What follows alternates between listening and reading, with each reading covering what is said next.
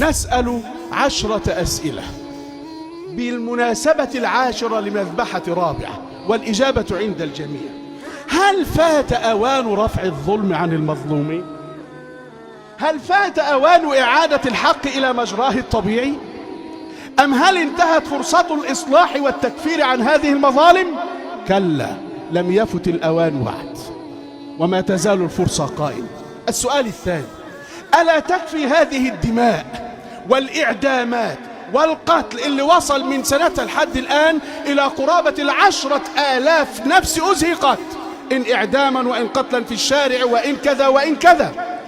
ألا تكفي هذه الدماء والإعدامات والقتل حتى يثوب الجميع إلى الرشد والصواب ويعيدوا إلى مصر أمنها وأمانها؟ السؤال الثالث: ألا يكفي هذا الخراب الاقتصادي الذي يرزح تحته الناس وجعلهم يتجرعون الذل والهوان ممن ظلمهم واعتدى على حرماتهم وأعراضهم وأرزاقهم وحرياتهم؟ السؤال الرابع: ألا تكفي هذه المليارات المنهوبة والمسلوبة والتي امتلأت بها البنوك العالمية كأرصدة للظالمين والقتلة والسفاحين كمكافأة لهم على ما ارتكبوه في حق الشعب من مجازر؟ خامسا: ألا يكفي هذا العمر الضائع من الشباب الذي خرج بحثا عن الحرية والكرامة، فإذا به يجد نفسه في غياهب السجون والمعتقلات تسرق منهم زهرة شبابهم؟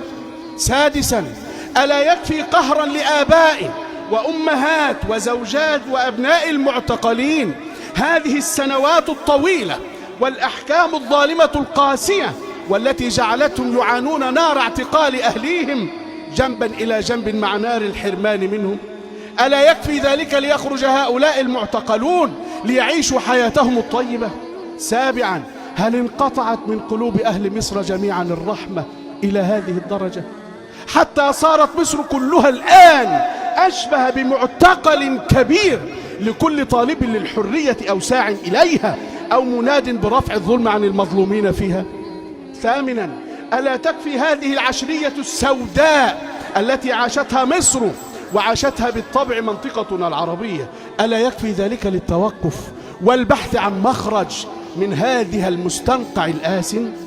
إلى متى يا قناصل مصر؟ وهذا سؤالنا لهم.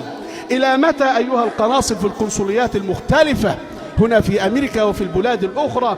إلى متى تعاملون المصريين كشعبين مختلفين؟ إلى متى هذه المعاملة العنصرية البغيضة؟ ألم يأن الأوان بعد لتوقفوا هذه التفرقة وتجعلوننا شعبا واحدا؟